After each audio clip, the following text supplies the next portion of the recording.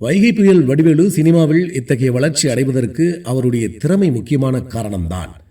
ஆனால் ஒரு காலகட்டத்தில் ரசிகர்களால் கொண்டாடப்பட்ட வடிவேலு இப்போது விமர்சனத்திற்கும் உள்ளாக்கப்பட்டார்.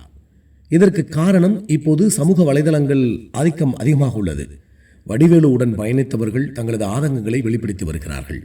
அவ்வாறு வடிவேலுவால் சினிமா கெரியரை சீரழித்துக் கொண்ட நடிகைகள் ஏராளமாம்.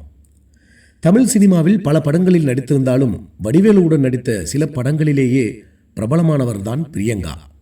அர்ஜுன் நடிப்பில் வெளியான மருதமலை படத்தில் வடிவேலோடு பிரியங்கா நடித்திருந்தார். அந்த சமயத்தில் வடிவேலுவுடன் இவர் கிசுகிசுக்கப்பட்ட நிலையில் தொடர்ந்து மார்க்கெட்டை இழக்கப்பட்டார். அக்கட தேசத்து நடிகையான யாமினி சர்மா வடிவேலுவின் இந்திரலோகத்தில் நான் அழகப்பன் படத்திலே நடித்திருந்தார்.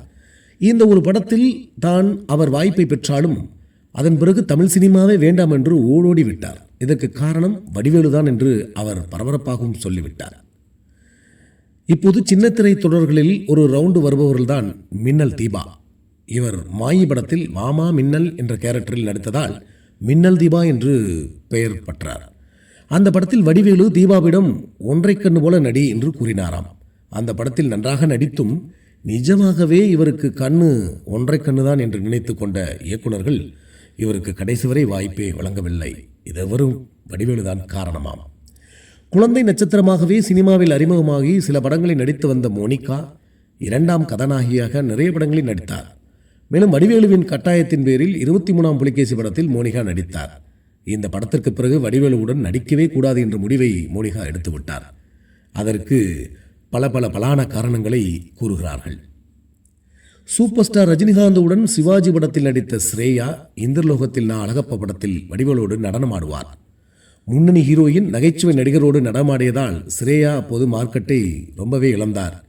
இதற்கும் காரணம் வடிவேலுனுடைய பழக்கம்.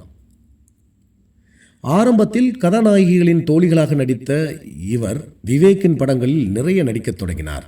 சொர்ணா மேத்யூ. ஆனால் சம்பளம் குறைவாக வாங்கி கொண்டிருந்த நிலையில் வடிவேலுவின் வாய்ப்பு கேட்டு சென்றார். அப்போது சந்திரமுகி வாய்ப்பை வடிவேலு சொர்ணா மேத்யூவுக்கு கொடுத்தார். அது மட்டுமின்றி இந்த படத்தில் சம்பளமும் அதிகம் வாங்கி கொடுத்தார். இதை மேத்யூ பல இடங்களில் கூறியிருக்கிறார். ஆனால் அதற்கு பிறகு மேத்யூ நடிக்காமலே ஓடிவிட்டார் என்பது வேறு கதை.